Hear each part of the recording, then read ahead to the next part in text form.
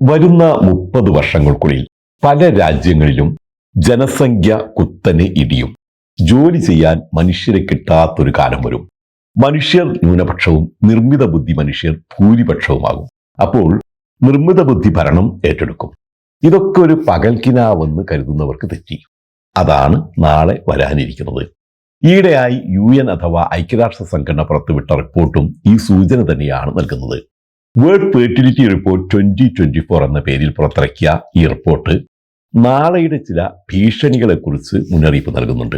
അതിതാണ്: പല രാജ്യങ്ങളിലും കഴിഞ്ഞ 30 വർഷങ്ങൾക്കിടയിൽ ജനസംഖ്യ കുത്തനെ ഇടിഞ്ഞിട്ടുണ്ട്.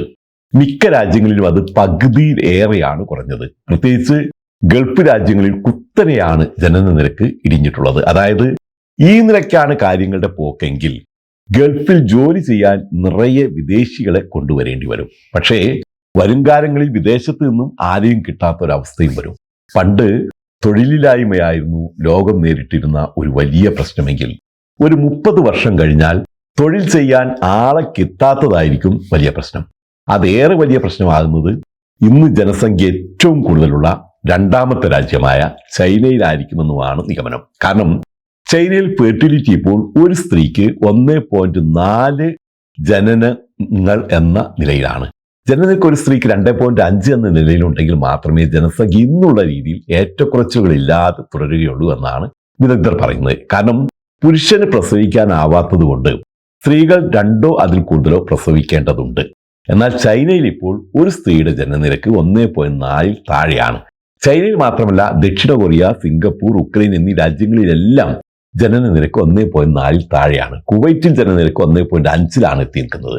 ഗൾഫിൽ ഏറ്റവും കുറവ് ജനനനിരക്ക് അവിടെയാണ്. അപ്പോൾ ആ രാജ്യവും ഒരു ഭീഷണിയുടെ വക്കിൽ തന്നെയാണ്. ഒമാനിലായിരുന്നു ഗൾഫിൽ ഏറ്റവും കൂടുതൽ ജനനനിരക്കുണ്ടായിരുന്നത്. സൗദി അറേബ്യ ആയിരുന്നു ഗൾഫിൽ ഉയർന്ന ജനനനിരക്കിൽ 2ാം സ്ഥാനത്ത്.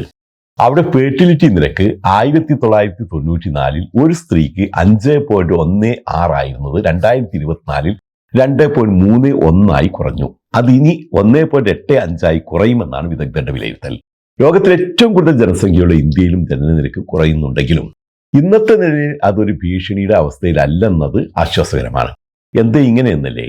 ആഗോളതലത്തിൽ സ്ത്രീകളുടെ മനോഭാവത്തിൽ വന്ന മാറ്റമാണ് ഇതിന് കാരണമെന്നാണ് കണ്ടെത്തിയിട്ടുള്ളത്. സ്ത്രീകൾ കൂടി പുരുഷനൊപ്പം ജോലി ചെയ്യാൻ തുടങ്ങിയപ്പോൾ പ്രസവിക്കാൻ അവർക്ക് സമയവും സാവകാശവും ഇല്ലെന്നാണ് കണ്ടെത്തൽ. എന്നു മാത്രമല്ല, ആധുനിക സ്ത്രീകളിൽ പകുതിയോളം പേർക്ക് വിവാഹമേ വേണ്ട. വിവാഹേതര ബന്ധം മതി. അതിൽ പ്രസവം ഒരു ബാധ്യതയായതിനാൽ വേണ്ട എന്ന മനോഭാവമാണ്. കുടുംബം എന്ന സങ്കല്പത്തിൽ വന്ന മാറ്റവും ഇതിനൊരു കാരണമാണ്. ഇതുതന്നെയാണ് സ്ത്രീ വിമോചക പ്രവർത്തിയായ കെ അജിതയും പറയുന്നത്. യുവജനങ്ങളുടെ ഒരുപാട് മാറ്റങ്ങൾ വന്നിട്ടുണ്ട്. പെൺകുട്ടികൾ ഇപ്പോൾ വിവാഹം കഴിക്കാൻ തയ്യാറാവുന്നില്ല എന്നാണ് പൊതുവായിട്ടുള്ളൊരു സർവേ.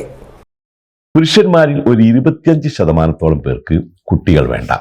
അത് തൊഴിലിനും സ്വാതന്ത്ര്യത്തിനും സ്വസ്ഥതയ്ക്കും സ്വകാര്യതയ്ക്കും ഒക്കെ ഒരു വിലങ്ങുതടി കൂടിയാണെന്നാണ് വിചാരം. ലോകത്ത് പലയിടത്തും ഇപ്പോൾ വിവാഹം അപൂർവമായി നടക്കുന്ന ഒന്നായി മാറുകയാണ്. എല്ലാവർക്കും താല്പര്യം ലിവിങ് ടുഗദറിലാണ്. ഈ നിലക്കാണ് സ്ത്രീകളുടെയും പുരുഷന്മാരുടെയും മനോഭാവങ്ങൾ മാറുന്നതെങ്കിൽ പ്രസവിക്കാൻ ഇനി നമുക്ക് കൃത്രിമ ഗർഭപാത്രങ്ങളും കുട്ടികളെ വളർത്താൻ ഇൻക്യുബേറ്ററുകളും ലാബുകളും ശിശുമന്ദിരങ്ങളും ഒക്കെ പ്രത്യേകമായി കണ്ടെത്തേണ്ടി വരും. മുലപ്പാലും കൃത്രിമമായി ഉത്പാദിപ്പിക്കേണ്ടി വരും. അത് ഭാവിയിലെ ഒരു നല്ല ബിസിനസ്സായി വളരാനും സാധ്യതയുണ്ട്. ആ നിലയ്ക്കുള്ള ഗവേഷണങ്ങൾ ഇപ്പോഴേ തുടങ്ങുന്നതും വന്ന്. ഇത്രയൊക്കെ പറയാൻ കാരണം ഇന്ന് ജൂലൈ 11 വേൾഡ് പോപ്പുലേഷൻ ഡേ, ലോക ജനസംഖ്യാ ദിനമാണ്. ലോക ജനസംഖ്യയുമായി ബന്ധപ്പെട്ട പ്രശ്നങ്ങളെക്കുറിച്ച് പൊതുജനങ്ങളെ ബോധവൽക്കരിക്കുക എന്നതാണ് ഈ ദിനാചരണത്തിന്റെ ലക്ഷ്യം.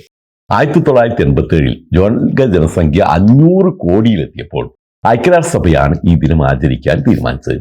ഈ ദിനത്തിൽ പണ്ടൊക്കെ ജനസംഖ്യ വർദ്ധിക്കുന്നതിനെ കുറിച്ചായിരുന്നു ചിന്തയെങ്കിൽ ഇപ്പോൾ ജനസംഖ്യ കുറയുന്നതിനെ കുറിച്ചാണ് ചർച്ചയും ആശങ്കയുമെല്ലാം. അപ്പോൾ ഈ ജനസംഖ്യ കൂടുന്നതിനെ കുറിച്ച് ആശങ്ക വേണ്ട, കുറയാതിരിക്കാനുള്ള കരുതലാവാം. എല്ലാവർക്കും വേൾഡ് പോപ്പുലേഷൻ ഡേ വിഷസ്.